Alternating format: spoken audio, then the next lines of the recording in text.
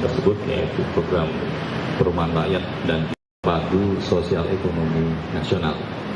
Menyangkut data-data yang ada itu harus benar, harus tepat sasaran, terutama yang menyangkut bantuan sosial.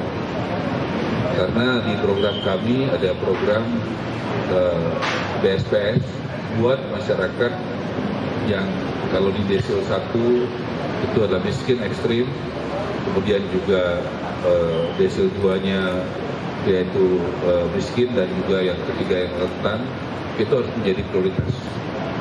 Kita sadari dalam pengalaman kita berbangsa dan bernegara, masalah data ini menjadi PR yang terus kita perbaiki dengan gotong royong.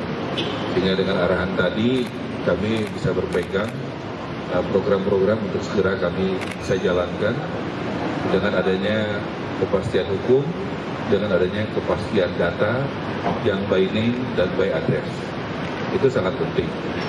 Kemudian tadi yang kedua, karena rumah subsidi juga adalah program yang sangat diminati dan sangat dibutuhkan rakyat Indonesia, dan itu juga ada APBN-nya, jelas itu adalah bagian dari keuangan negara ya Pak ya. Jadi itu juga sudah menjadi perhatian KPK, karena sesuai arahan Presiden Prabowo, rumah subsidi adalah salah satu program andalan yang sangat dibutuhkan rakyat Indonesia dan juga bisa menggerakkan ekonomi. Karena target pertumbuhan ekonomi 8%, itu sektor perumahan banyak sekali beririsan. Contoh industri yang menyangkut soal semen, pasir, kayu, aluminium, ya, bahkan sampai kepada pekerjanya, kepada pengusaha UMKM di warung, ya, dan tenaga kerja dan sebagainya, itu banyak sekali yang berpengaruh. Jadi kita ingin menggerakkan ekonomi juga dari sektor perumahan supaya benar-benar pengangguran bisa dikurangi melalui sektor perumahan. Singkatnya, kami juga sejak awal diarahkan oleh Presiden Prabowo agar bantuan sosial, khususnya yang melalui Kementerian Sosial, itu tepat sasaran. Dan agar supaya tepat sasaran harus diawali dengan data yang akurat. Nah, untuk itulah 3 bulan terakhir ini BPS diberi tugas oleh Presiden untuk mengkonsolidasikan data yang dimiliki oleh semua kementerian dan lembaga, termasuk yang dimiliki oleh Kementerian Sosial. Alhamdulillah sekarang sudah terbit data tunggal sosial ekonomi nasional yang nanti akan dijelaskan oleh Ibu Kepala BPS.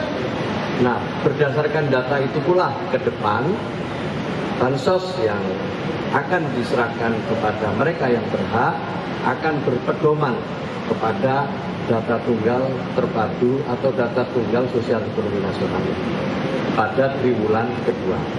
Pola penyaluran bansos ke depan ini tidak lagi durasinya 1 tahun, tapi mungkin nanti berdasarkan pemakaian data yang akan dilakukan setiap 3 bulan sekali. Maka itu bisa jadi di triwulan pertama mendapatkan bantuan, tapi jika pada triwulan kedua ada koreksi dari data tunggal sosial ekonomi nasional, mungkin juga nanti akhirnya tidak lagi mendapatkan bansos. Ini yang perlu dimaklumi dan dimengerti oleh Bapak Ibu sekalian, khususnya masyarakat luas.